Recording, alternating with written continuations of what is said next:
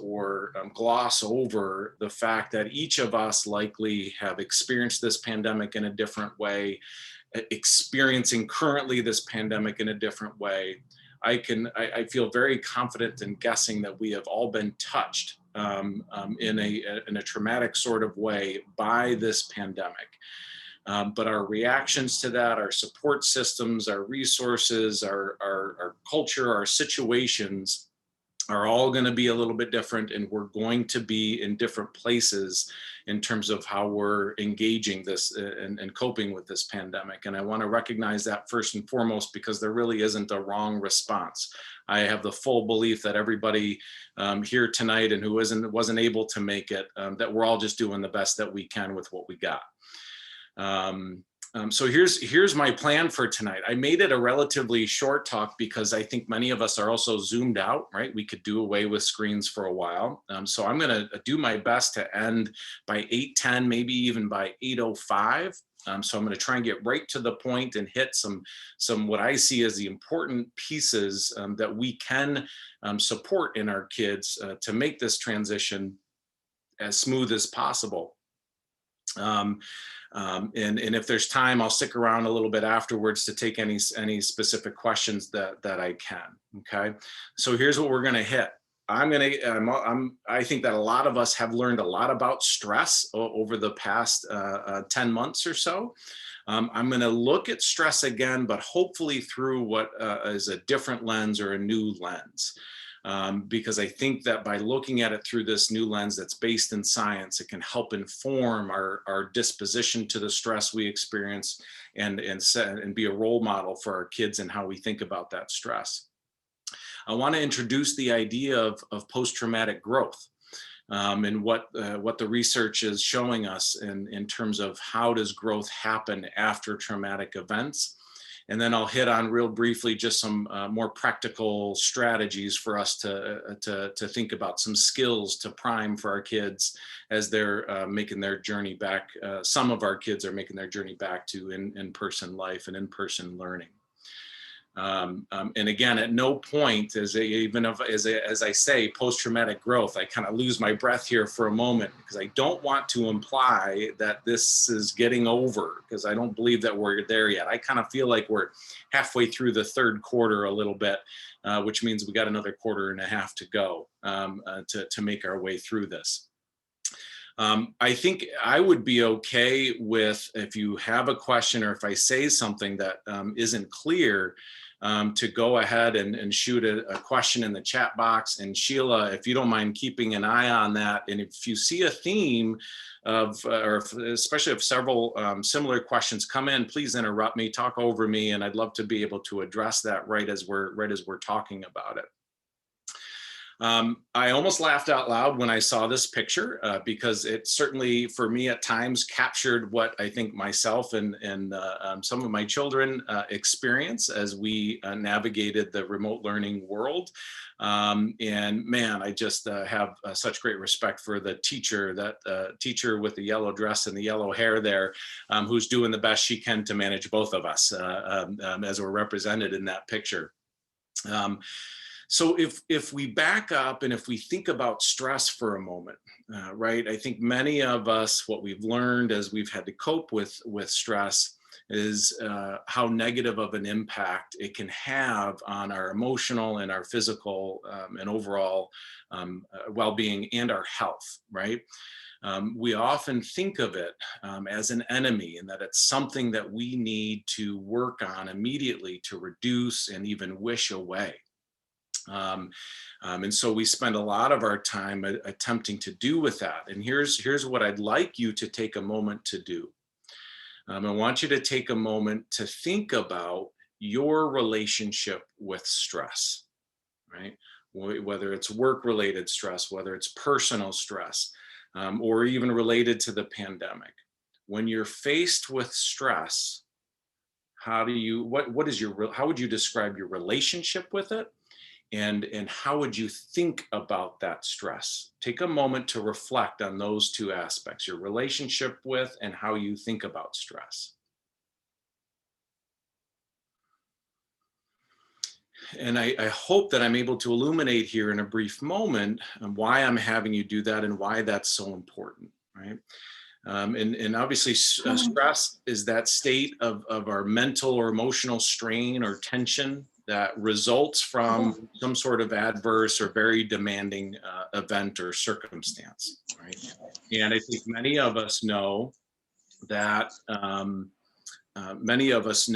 there's a physiological reaction that occurs as a result of that stress, right? Our sympathetic nervous system kicks on, cortisol is released, our heart rate goes up, adrenaline is released, our blood vessels constrict so that if we get physically hurt, right, we're not going to lose as much blood. We just have this amazing cascade of physiological responses to stress that helps protect us in the end, right? But especially right if it's chronic stress or if it's happening over and over again, we just hear such negative things about it. And I think one of the people that's doing such a great job of helping inform us not only of the potential negative side effects, but the overall picture and a more accurate picture of how stress operates for us, and how it can potentially be a benefit to us, is Kelly McGonigal. She wrote a book recently called The Upside of Stress, I believe is the title of it. And in it, she cites a study. She's, I believe, a professor with Stanford and does some research in the area. And one of the pieces of research really caught my eye and got me thinking about this very topic in relation to our kids. And the study took a large group of adults and followed them over a period of 8 years. And at the end of each year, they asked each participant in this group of adults 2 questions. And one question was, how much stress did you experience in the past year? And the second question was, do you believe that stress is harmful for your health? The bad news, as Kelly states it, is that that the more stress we experience, the greater the likelihood that there's going to be bad health effects as a result of that, right? But they went a step further and they looked more closely at that second question of, do you believe that stress is harmful for your health? And they found 2 subsets of people. People who believe that yes, it is, and people believed that no, it isn't. And I'll note, unrelated to Kelly's work, this is more through psychological surveys, that more and more of us over the past 2 decades have rated moderate stress to be more and more bad, that we believe that it's bad, moderate levels of stress. So in these 2 subsets of people, they found something rather remarkable. That for the folks who believed that stress was harmful, their ill effects on health skyrocketed. And for those folks who did not believe that stress was harmful to their health, there was almost no physical impact or no negative impact on their health. Okay, and I think that is really remarkable. That simply, and I don't think it's this simple, but by reframing how we think about stress can have a direct impact on how we experience it and how much of a negative impact it could potentially have on us, right? And I'll share one other piece with this that I thought was really interesting. Is our normal stress response, the heart rate goes up and our blood vessels constrict, as I mentioned. For those people who did not believe that stress has a harmful effect on us, that happened initially, but shortly after, the blood vessels opened right back up again as they readily engaged the stress and perhaps readily engaged the very thing that was stressing them out. And so it's not just an emotional or psychological impact. It is truly a physiological impact based on our belief about what type of impact stress can have. So what is that? What does that tell us? Right? And I like this picture. It kind of illuminates, I think, us being able to manage and keep in the palm of our hands this idea of stress, with the black cloud representing the stress. And so if our question is it helpful if we reframe how we think about stress? The answer is clearly yes. Right. And if we think the one of the things that has informed me as a father is simply how I respond in the face of my children. That if I'm sitting at my office desk at home, which is really the kitchen table, which is barely a kitchen table anymore. And I'm sitting there and 3 deadlines come and I have this to prepare and a report that's due at the end of the day, and I can feel the stress building. Right? I could start talking about how overwhelmed I am. I could talk about how bad for me this is, that I shouldn't be under this much stress, and that I shouldn't have promised to meet all of these deadlines. But what the reality is, most often, and I'd say 90% of my days like that at least, I'm able to meet the deadlines.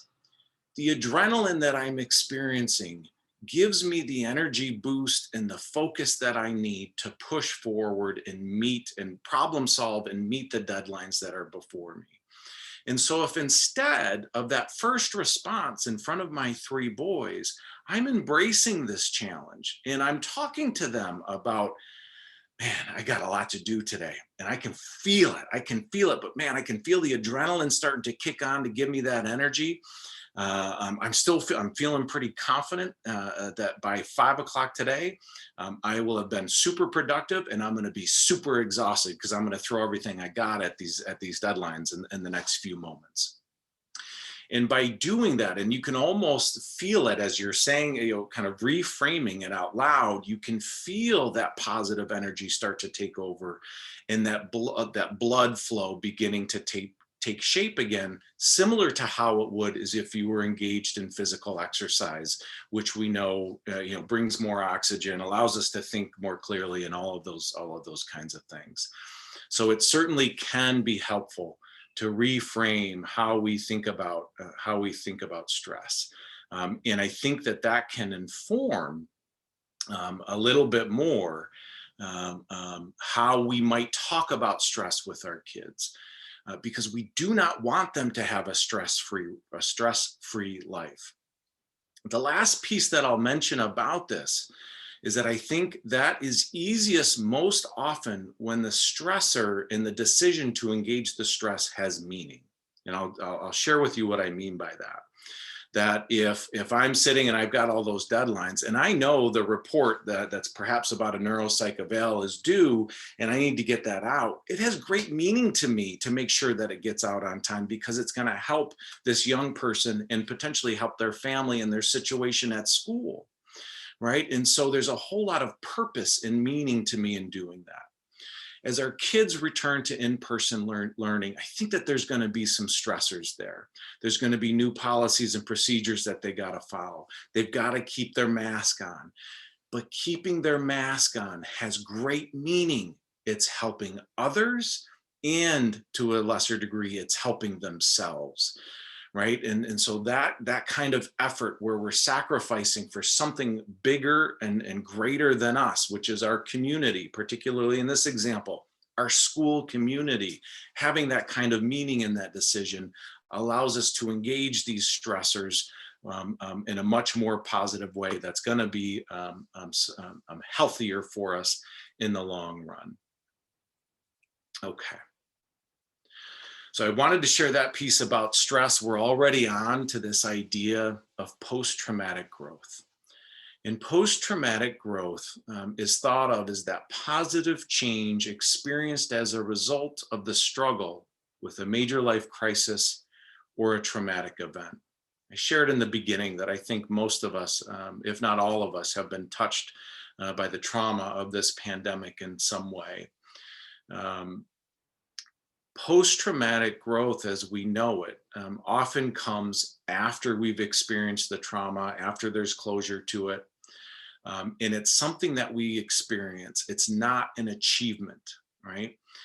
I also want to note that this doesn't make trauma good. If we could do without this pandemic, Yes, please. Just because there may be some post-traumatic growth after this pandemic wraps up, doesn't mean it's something that I would wish upon any world. Um, and I'll note this, that there can be post-traumatic growth and concurrently suffering, that the person can still be in the midst of that healing from the trauma that they experienced and experiencing post-traumatic growth at the same time.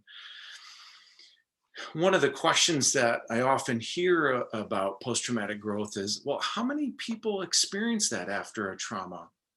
And in any sort of meaningful or measurable way, it's somewhere between half and three-quarters of people will experience post-traumatic growth. And this is why I wanted to mention it tonight, because I wonder as we look at the areas where we experience that post-traumatic growth, can we move the needle on that?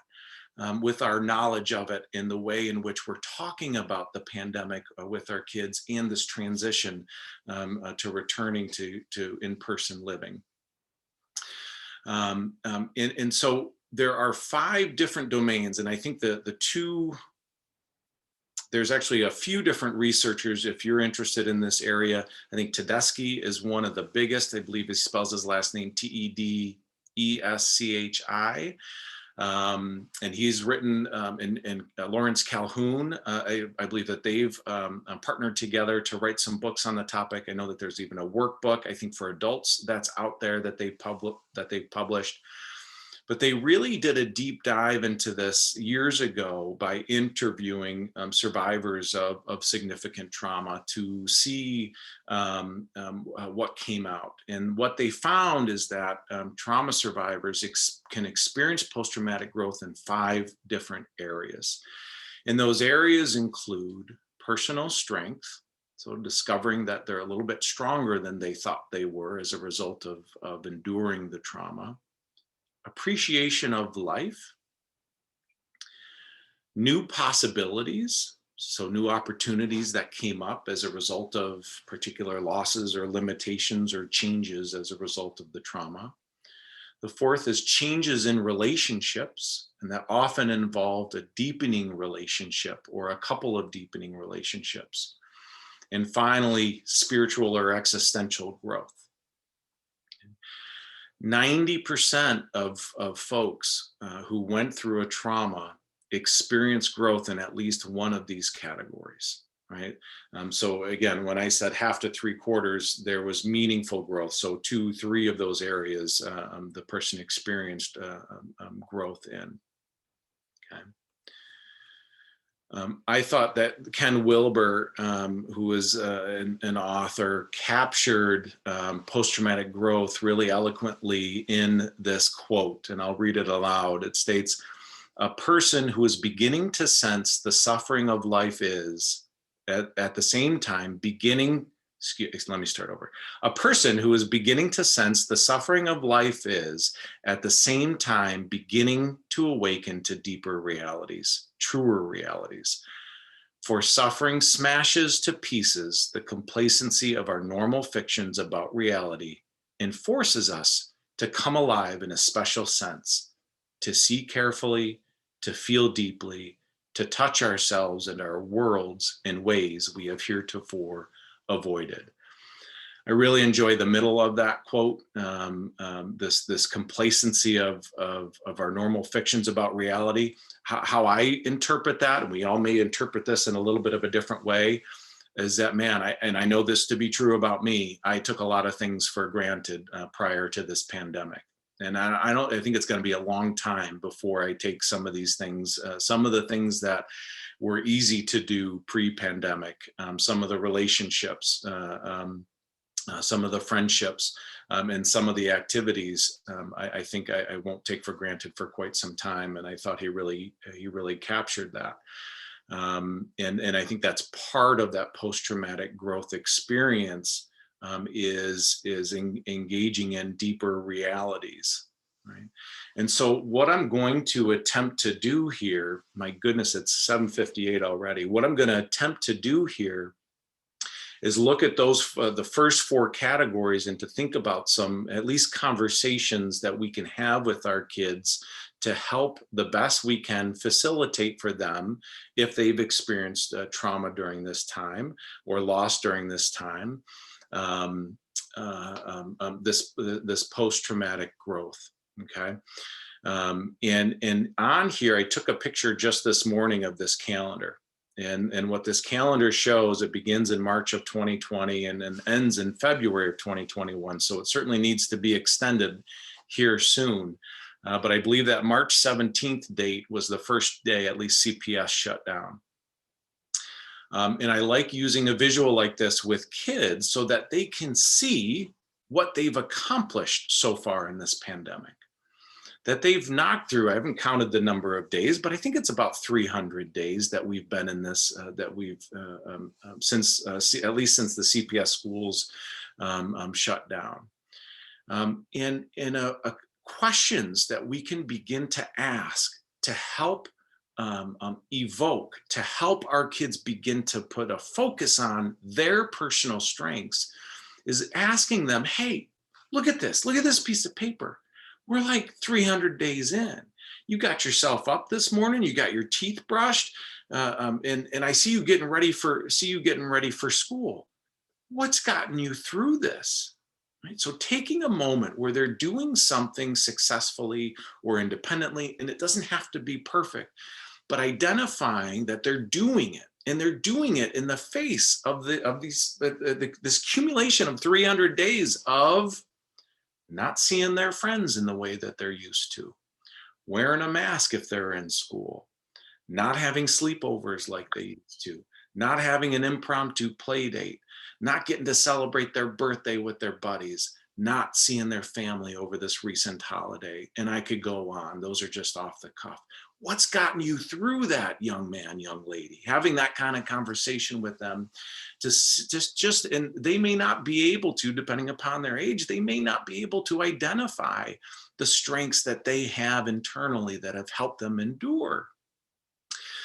If they are, or you can help co-create that over multiple conversations, following up with the question, hey, which one of these surprise you? If I asked the February of 2020 you the question about your strengths, which one of these would surprise you the most to find that it's helped you get through this period of time? That kind of curiosity can be really therapeutic for our children. Appreciation is another important area or domain of post-traumatic growth. And there may be things that they appreciate more now. And so exploring that together. And I have on here, what relationships do you appreciate? And we could move that over actually to the deepening relationship section.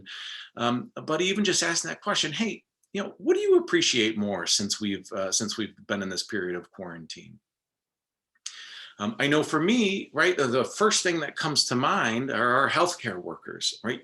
I think that I've always thought of nurses as being way up on the food chain, I'll say. I have great respect for them. My brother is a Mercy Flight nurse. But man, they have reached certainly superhero status. Are essential workers. Every time I see my postal carrier walking down the street, I get filled with gratitude because of the work that he's doing, and he's out getting it done. Our delivery drivers, whether it's Grubhub, Instacart, Amazon, whatever it might be. Many of you are in situations where you're putting yourself in positions where you may be exposed, and those folks I have great appreciation for. So helping them put that spotlight on that appreciation, going back to my previous talks, right, then what would the next step be? Writing them that thank you letter, letting them know that you recognize what they're doing. So the next time you catch the Amazon guy dropping off a box, you can slip them a piece of paper that just says, hey, thank you for this work that you're doing during this time. I put a note on here, this last bullet point called an expert companion. And that's a little bit separate. It probably should have been on an earlier slide, but this really pertains to how we try, when we're not setting limits, how we try to have these types of conversations with our kids. An expert companion, Tedeschi would argue, is somebody that we all need during times of trauma. And it's going to be that person who listens, who validates, that you trust and they trust you, and that are going to be with you, throughout. That type of expert companion gives great benefit and added value to this post-traumatic growth period.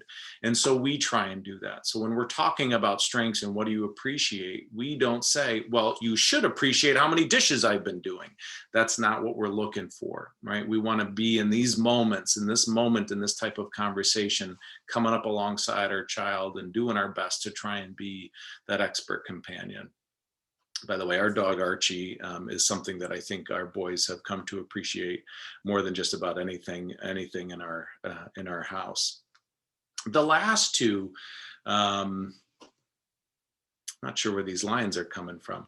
The last two, I think somebody might be drawing on the slides, and actually you've highlighted it. You've highlighted the title of this one wonderfully. Is opportunity in relationships. Right. And so recognizing, taking time. And so you can almost think about a series of dinner table discussions, right? Where you're talking about personal strengths, you're talking about appreciation. The next week you might hit opportunities. The next week you might hit relationships. So as we talk about opportunities, due to the changes, due to a loss, due to the open Saturdays that we may have, what have you had the opportunity to learn? Where have you had the opportunity to help? What do you have now that you didn't have before the pandemic as a result of these crazy changes we've been under? And finally, relationships, right? We may experience a greater empathy for others and a deepening of relationships. I know that there's a couple folks that we think of as in our pod that we'll have some outside mass gatherings with, and those friendships, because we get to share our experiences during the pandemic, have really deepened, right? There may be others who are struggling with their relationships, where the closeness has exposed some vulnerabilities that existed before. And that's when we need to get help. And we do our best to get help to try and resolve that. And the pain sometimes of resolving those tough relationships within our family unit, those can experience post-traumatic growth as well. Your child's narrative. So I'll share with you, earlier this week, I was in session with a high school aged boy, and who experiences both anxiety and depression. And his self-narrative, as you hear him talk about it, is that he identifies with the anxiety and the depression. And because he experiences that type of identification, he becomes a passive recipient of it. And there's a quote that I'm sorry that I can't properly cite, but it says that we live our lives by the stories we tell about ourselves and that others tell about us. Our stories shape reality in that they construct and constitute what we see, feel, and do. And it's very true. And so we need to think about our kids' narrative about this pandemic. How do they tell that story? How do they understand their own place in history in relation to the pandemic, in relation to the social justice movement, in relation to some of the political unrest we've experienced recently? How do they tell that story? And some things that we can do as we talk about it is we can personify COVID, for example. And then I'll use another word. We can externalize COVID. We can make it an entity, something that we are working against, something that we are doing our best to manage, whatever it is that we can do in terms of social distancing and those lists of sacrifices that I mentioned before. But by personifying the pandemic, we give our children something to work against. We may give some sense of control over it. And as we ask them about their story, about how they think about their place in time here, we want to ask a whole lot of questions, and be very curious about it, so that we can understand all the nooks and crannies. And we also, as they talk about it with us, we want to, as we're being the expert companion, we want to focus on those moments, or on a particular language that they use, where they feel empowered, right? So if they make a statement as they're talking to you about this, that it was so terrible that I couldn't go to this day camp, or that I couldn't have my birthday celebration, and I'm really looking forward to my next one. Boom. Tell me more about that. How did you do that? How'd you shift from this, what just sounds so sad to miss out on your birthday celebration, to being hopeful, for the next one, and being optimistic about it? How'd you do that, right? Putting the spotlight on those aspects of your child's narratives helps empower them to feel again like they're an active participant against so much of what at times feels out of control. Um, um, there's been some research that has found that people who are able to articulate a coherent story about their lives experience more post-traumatic growth, which is why this slide is included. Lastly, and these are just a couple, I'm going to whip through these, some more kind of practical things to think about as you engage in in-person learning. Increasing attention span. I've given school communities a lot of talks on screen time, and the dangers of screen time. And what we know is that the more screen time, recreational screen time a young person engages in, their attention span and perspective taking and a lot of these types of skills tends to decrease. And so if you ask me as a psychologist and a dad, are you worried about that? Yep, I am. I'm worried about that as they return to school. I would put my money on the fact that their attention spans are going to be decreased, because I think screen time has increased. And I think the situation has demanded that in a lot of ways. And so I think by asking them to engage in setting some parameters around their screen time at home, and allowing them to engage in activities. Reading is probably the best one if our kids will do it, that require a sustained attention, to help build those muscles back up, is really important. And the research would support that even if they've lost some of that, they can build it right back up again. But as parents, to help facilitate that transition, the more we're providing opportunities for sustained attention, the better off our kids are going to be in school. Sleep schedule. I think I mentioned that 2 of my boys were in tears this morning. Maybe I didn't mention that, and I'm pretty sure it's because of the sleep schedule. They were not ready for the 7:20 a.m. alarm clock that went off, and then on top of that, right, having 20 things they got to do in order to get out the door. It's been a little bit since we've done that. They could more so ease into their remote learning at 8:45 and sleep in until 8:15. Conflict resolution is another one, right? All of these skills that we have, they don't necessarily, if we don't use them, we start to lose them. And conflict resolution is a piece of that. So as you're watching a TV show or reading a book together, stopping and thinking, hey, how did those two solve that problem between each other? There's typically 4 basic steps to conflict resolution skills, right? They identify the problem, they think about some plans, they pick one and carry it out, and then they take a look back and evaluate, hey, did this work or not? So engaging in that type of primer so that they're even thinking about, oh, not if a social conflict comes up, but when it comes up, what are you going to do, right? This allows us some time to think about those problems and to help you. If it's a small problem, it helps you to have a small response to fix it. If it's a bigger problem, it helps you to have a bigger response, an adaptive response to help resolve it.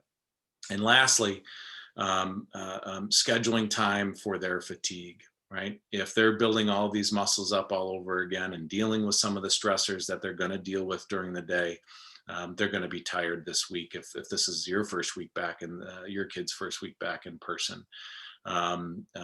So not putting the piano lessons on these first few evenings is one of the things that I think about, and allowing them a little bit more downtime.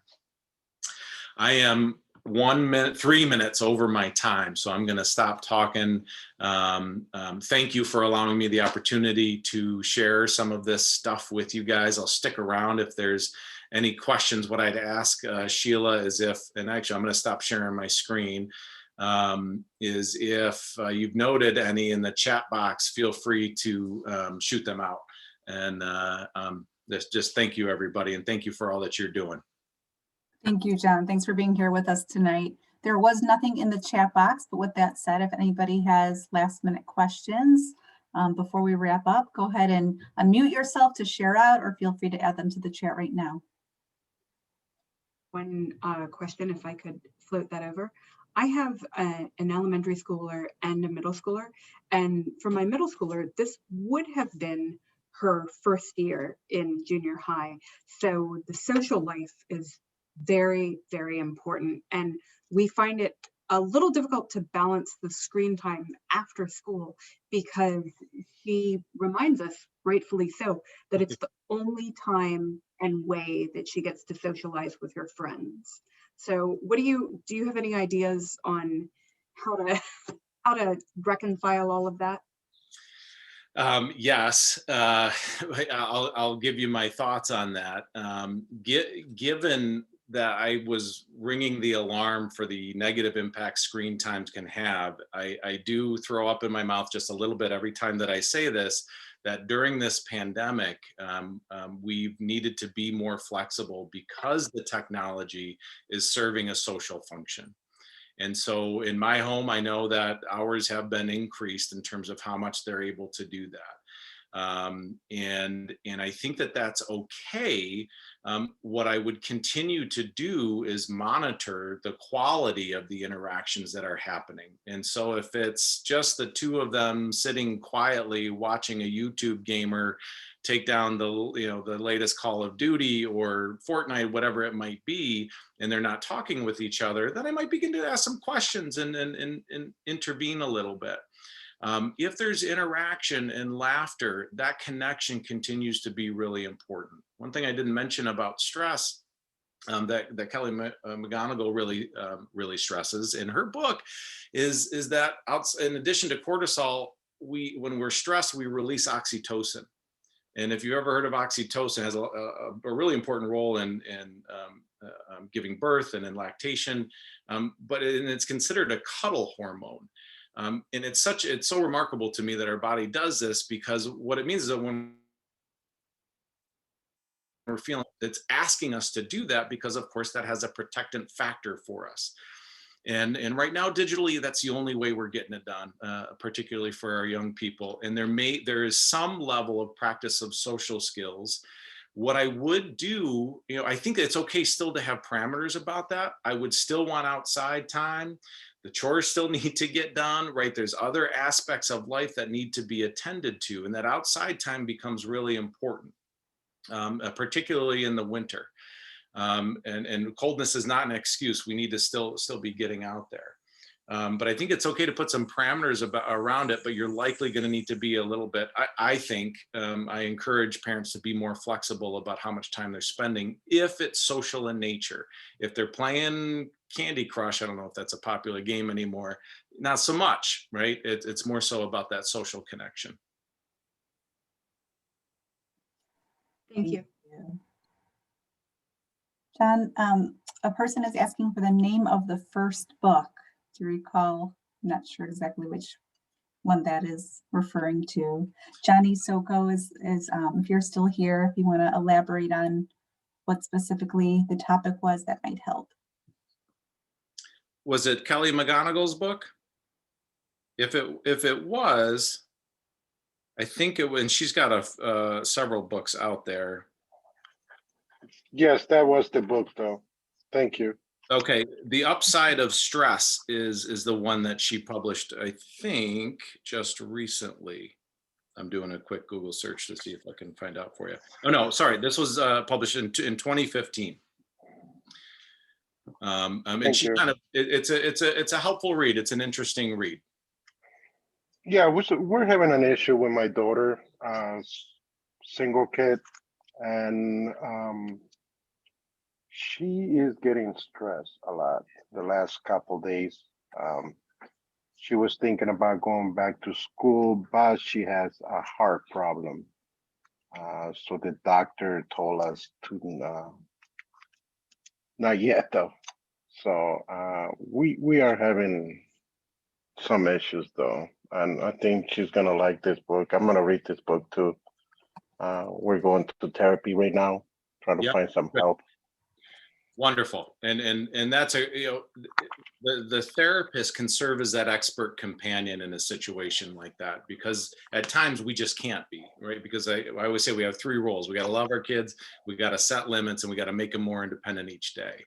And especially with the complicating medical issue, it sounds like that your daughter experiences, a lot of that stress she experiences about the idea of going back is really healthy, right? There's a legitimate threat to her well-being out there. And so we want to validate that, certainly bring in the doctor and some of that decision making, and help her understand why she's having that stress response. That, gosh, some of that's really good. A lot of that's really good. We want to be able to make sure that when she has that stress response, that she's able to do something about it so that she can feel that tension be released. Thank you for the question. Any other questions? I do have a question.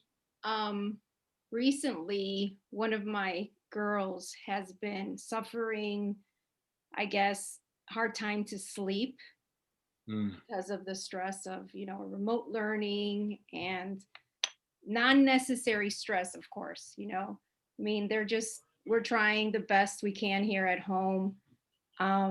We've tried absolutely no screen time after 5 o'clock. Play a board game, play with your sisters. And then we tried, how about reading a book? So now she's reading the Harry Potter book that has 5,000 pages. So she can read until she gets sleepy. But is there something else, probably outside of the box, that you might suggest for her to have a more calmer, when I say it's bedtime, the stress comes in and it's like, well, you have your tools, you can talk to your sister, just talk or write or doodle. But is there anything like outside of the box that you might think of that can help, especially for bedtime? Because obviously they need to decompress. Yeah, no, I think they do need to decompress, and that sleep is all important. Is this a change in sleep patterns? Oh yeah, absolutely. Because there's certainly some people who are just built nocturnally, who go to bed late and would much prefer to wake up late, and that just tends to be their sleep cycle. It sounds like this is a change for your daughter. And I would think about two things. One, I like the reading option. One is to spend some time journaling about what she's feeling and thinking as she goes to bed, if you haven't already done that.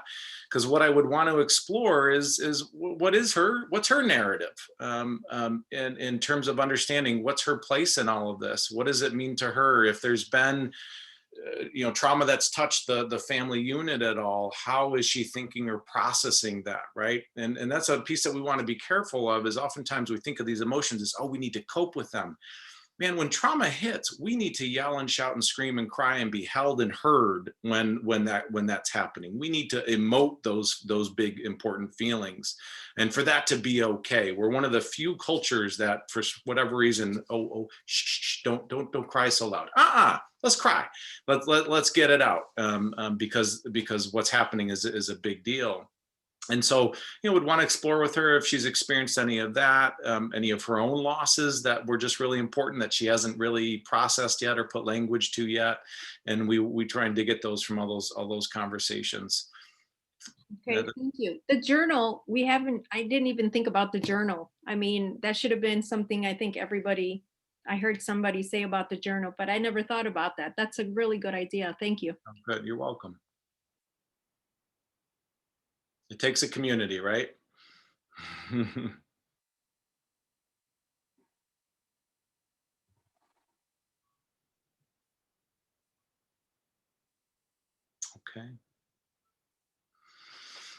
All right. Well, I'm not hearing any other questions. Thank you guys so much for having me tonight. And I wish you guys a good night and a good inauguration day tomorrow. And have a great rest of your evening. Great. Thank you so much, John.